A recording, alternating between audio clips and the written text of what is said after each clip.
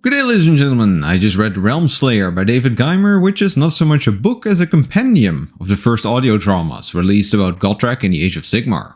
Throughout these, Gotrek arrives into the mortal realms and comes into contact with a variety of Age of Sigmar factions, such as the Fire Slayers, the Stormcast Eternals, the K-Knights, the Internet, the Sylvanet, and so on and so forth. He goes on a quest to find Felix, which he believes may still be alive in the form of a Stormcast Eternal. But more side quests attach themselves to this story rather quickly, such as a quest to find some magical weapons, a reunion with Tankol, and a quest involving some Tzeentch followers, etc.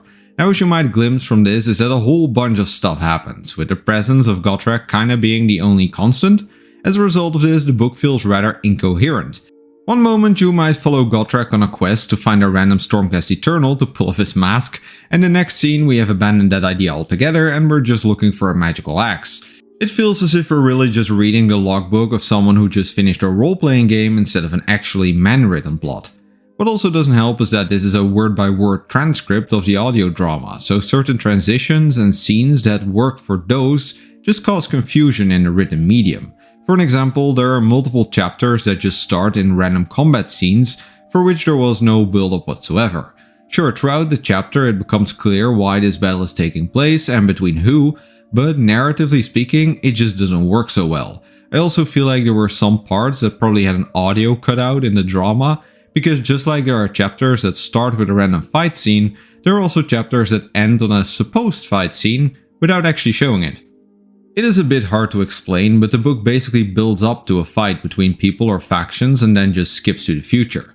Imagine if you had one of those scenes from The Hobbit with two armies running at each other, but instead of a fight, it just cuts to two people talking and the battle is never shown or talked about again. Okay, but outside of the poor transitions between media, how's the rest? Well, not amazing, Timmy. Not amazing at all. As a result of the incoherency of the plot itself, the characters also feel a bit lackluster. Gotrek is basically a drunk with godlike combat abilities and no real interesting characteristics. Melaneth is a stereotypical arrogant dark elf, however I have to admit her interactions with the other dwarf in the party was probably the closest the book got to actual emotion between the characters. And I could go over all the others, but they are basically all the most simple stereotypes of the factions imaginable. Don't get me wrong, this is not Battle for the Abyss. The characters are seriously portrayed in a way that makes them seem like a character from that faction. They are not just cartoonish parodies of the factions like we saw in that novel.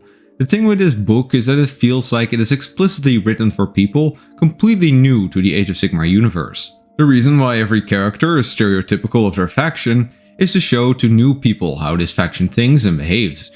Basically, they are a personification of that faction's spirit.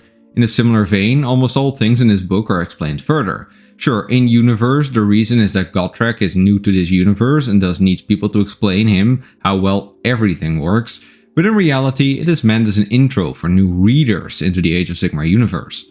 I mean, that is a decent idea for sure, but for Warhammer fans this feels like a whole load of exposition about basic concepts you already know. It is like accidentally walking into a bachelor's course while you're doing your masters. One thing I did really enjoy though was the frequent old world jokes and cameos that Gotrek encountered and only he really understood.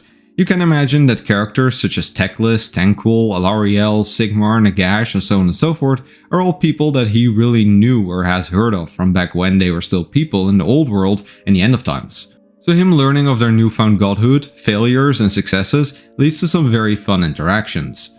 The final thing I want to mention is the ending, about which I am not too sure. To me it seemed really abrupt, weird and out of character for Gotrek, yet I also feel as if I missed something. So considering I haven't read most of the Warhammer Fantasy Gotrek and Felix novels yet, I won't judge about that. Just know that if you step into this novel with no knowledge about the world that was, the ending feels a bit weird. Of course, I won't talk specifics for spoiler reasons. Altogether, Realmslayer seems like a simple story, written first of all for new people and second of all for the audio drama medium. I have listened to a part of the audio drama and I can say that it does work a lot better for that. And also I think for new people that audio drama can be a solid choice considering the simple way the factions are handled and introduced. However, for the written version, I'm giving this book 2 to 5 boomer dwarves. The story feels incoherent and many of the chapter transitions are outright weird.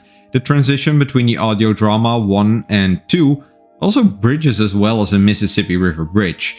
Character exposition may work for new people, but feels really boring for the more veteran readers. However, considering that this book does provide Gotrek with a certain motivation that might become relevant during his later books, I'm not sure whether this is skippable. I might come back to that point during my Ghoulslayer review. But even then, I would definitely recommend listening to the audio dramas over actually reading this book. And that's all I got for you today. If you liked this video, please consider subscribing and click ringing the bell to appease the Great Horned Rat. For more lore content, please check my main channel and leave any book recommendations in the comments down below. I gotta get back to reading the next book.